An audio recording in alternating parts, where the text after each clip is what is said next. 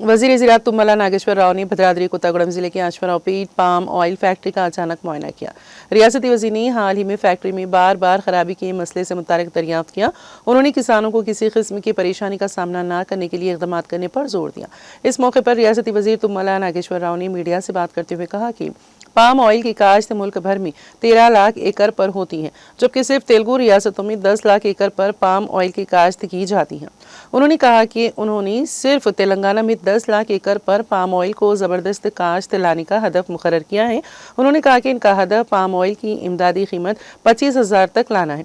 इस मौके पर रियासती वज़ीर तुम्मला नागेश्वर राव ने हैदराबाद कोंडा लक्ष्मण हार्टिकल्चर यूनिवर्सिटी की आखिरी साल के तलबा के साथ बातचीत भी की।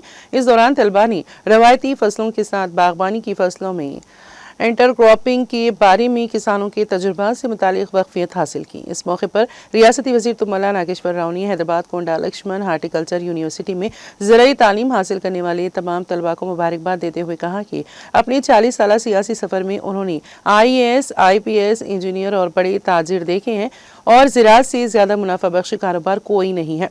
वज़ीर मौसूफ ने कहा है कि पाम ऑयल, नारियल जैसी फसलें काश्त करने वाले किसान जो रवायती फसलों के साथ सबसे ज़्यादा मुनाफा देते हैं, माली तौर पर मजबूत हो चुके हैं और किसानों ने ज़राअत को खसारे में जाने वाली सनत से लेकर मुनाफा बख्श काश्तकारी की तरफ मुंतकिल कर दिया है। चूँकि आप सभी ज़राअत से मुतालिक शोबे में तरक्की करेंगे, इसलिए सबको ज़राअत की हिफाजत करनी चाहिए। किसानों को जदीद तरीन टेक्नोलॉजी फराहम करनी चाहिए और किसानों को खुश रखने की कोशिश करनी चाहिए।